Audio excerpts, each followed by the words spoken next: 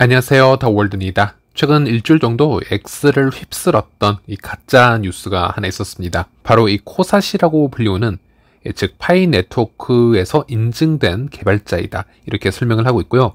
또 파이코 팀의 니콜라스 코칼리스가 이 코사시라는 개발자를 많이 지원을 해줬다. 많이 돕고 있다. 이런 또 거짓 홍보가 나오는 것을 또 볼 수 있었습니다.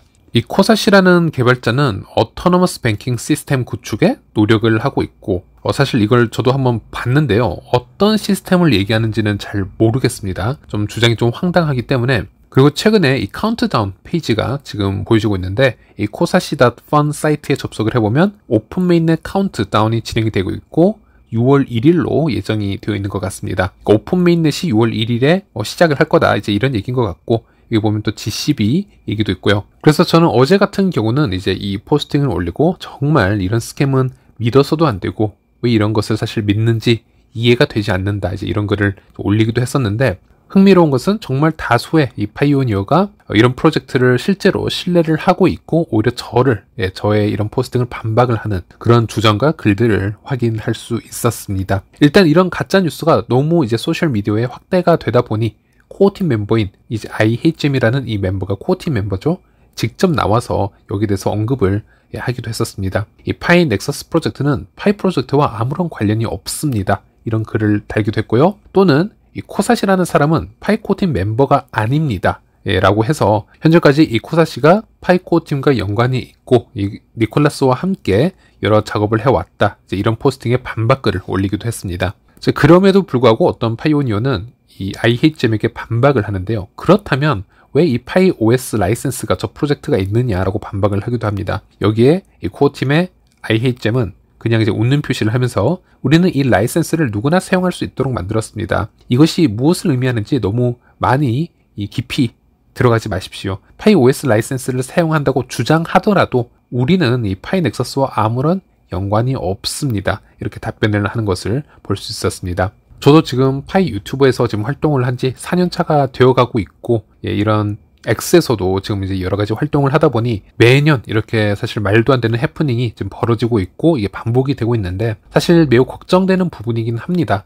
파이 오픈 메인넷이 실제로 열리게 되고 그렇게 되면 정말 조그만 이런 이슈 움직임에도 실제 우리의 자산이 큰 영향을 받게 될 텐데 파이 생태계는 이런 부분을 어떻게 헤쳐나갈지 좀 걱정되는 부분도 있고요. 한 예로 2021년에 혹시 기억을 하시는지 모르겠는데 저는 당시 이 밤에 차트를 보고 있었기 때문에 좀 정확히 기억이 나는 부분이 있습니다. 바로 이 라이트코인 월마트 빔 사건이 있었는데요. 미국의 대형 유통업체 이 월마트에서 이 라이트코인으로 결제 지원을 한다라는 거짓 뉴스가 한번 터진 적이 있었습니다. 그리고 라이트코인 재단이 운영하는 공식 트위터에서도 당시는 트위터였죠. 이에 속아서 이거를 공유를 한 적이 있었는데 그 거짓 뉴스가 나오고 나서 엄청난 펌핑이 나왔었던 그런 사건이 있었습니다. 특히 이 시장이 강세장 같은 경우는 이제 이런 소문이 하나 터지면 너도 나도 1분이라도 더 빠르게 매수를 하려고 바로 이 무지성으로 뛰어들기 때문에 이 라이트코인 빔 사건이 이제 그런 타이밍이었다고 보시면 되는데 이 사건은 30분 만에 35%까지 치솟았다가 이게 가짜 뉴스인 것이 나오고 30분 만에 바로 다시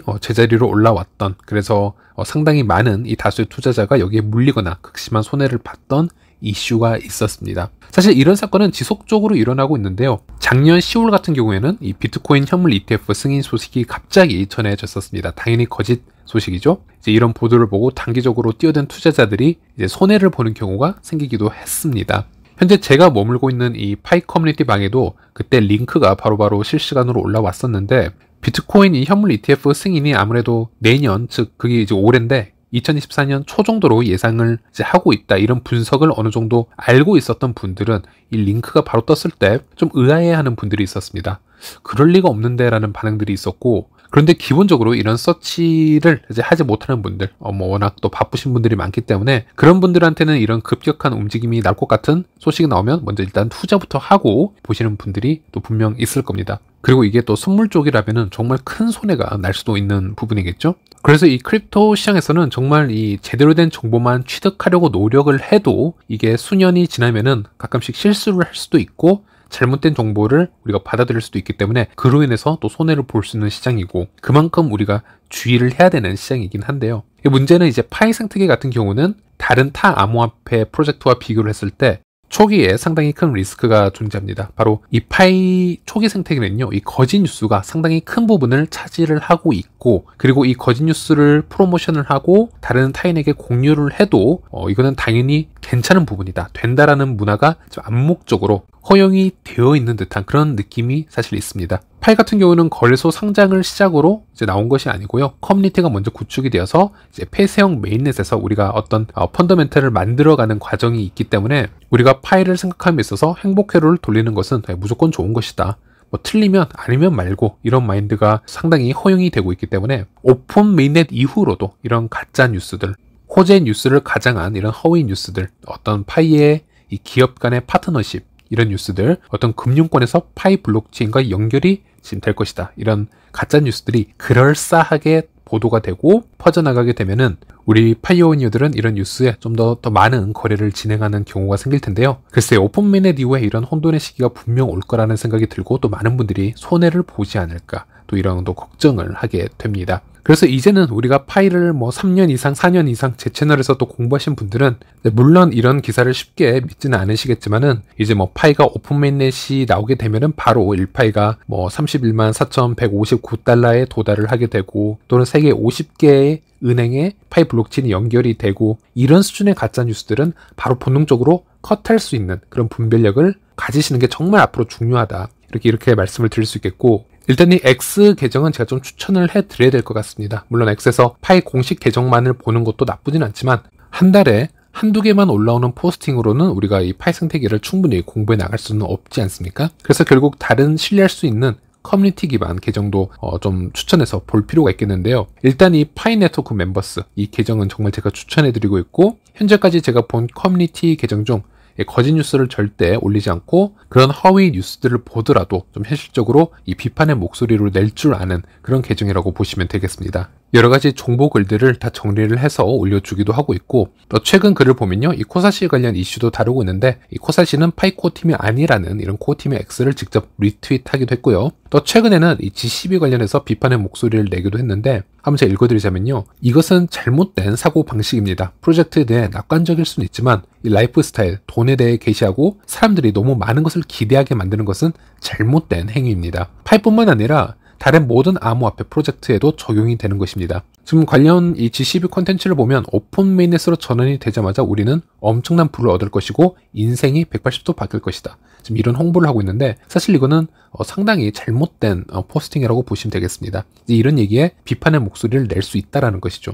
그리고 추가적으로 이 모더의 계정도 꼭 팔로우를 해 보시길 바라겠고요. 해외 온라인에서는 상당히 유명한 이 해외 모더라고 보시면 되겠고, 이 모더 같은 경우는 코어팀 멤버 아이헤전보다 더 이른 시간에 이 코사시 관련 루머를 언급을 해서 이 파이 네트워크 코어팀과는 관련이 없는 사람이다, 미리 언급을 해주기도 했었고, 또 중간중간 보시면 가끔씩 고급 정보가 나오기도 합니다. 코어팀에서 이 파이페스트 2.0 이벤트를 준비 중이라는 이런 얘기도 사실 이 계정에서 가장 먼저 공개가 되기도 했었고요. 또 해외에서 이렇게 X로 직접 활동을 하는 게 좀 불편하다라고 생각하시는 분들은, 아니면 국내에서 이 텔레그램에 접속을 하시면요, 이 시크릿 켈리님 채널이 있습니다. 이 채널에 입장하셔서 여러 소식들을 받아보시는 걸 추천드리고, 이 켈리님의 채널 정보방은 어떤 미래를 예측하는 방이라기보다는 기존에 있었던 이 개발자들, 메가 모더들, 아니면 모더들, 아니면 코어팀의 대화를 모두 정리를 해서 심지어 비공개 자료까지 다 취합을 해서 공개를 해주는 방인데, 과거와 현재 일어나고 있는 상황만이라도 정확하게 팩트를 체크를 할 수 있는 그런 방이라고 보시면 되겠고요. 그리고 과거와 현재를 알면 미래를 예측하는 데 큰 도움이 된다고 생각을 합니다. 우리가 프로젝트가 어떻게 시작을 했고 어떤 과거가 있었는지를 모르고 현재 어떤 게 진실인지 어떤 게 거짓인지 구분을 못한 상태에서 미래를 예측한다는 건 정말 힘들다라고 보기 때문에, 일단 이런 팩트 먼저 체크를 하는 게 정말 도움이 된다, 저는 권유를 해드리고 싶습니다. 네, 그리고 캔니님 채널에 입장을 했기 때문에 오늘 캔니님 이 공유된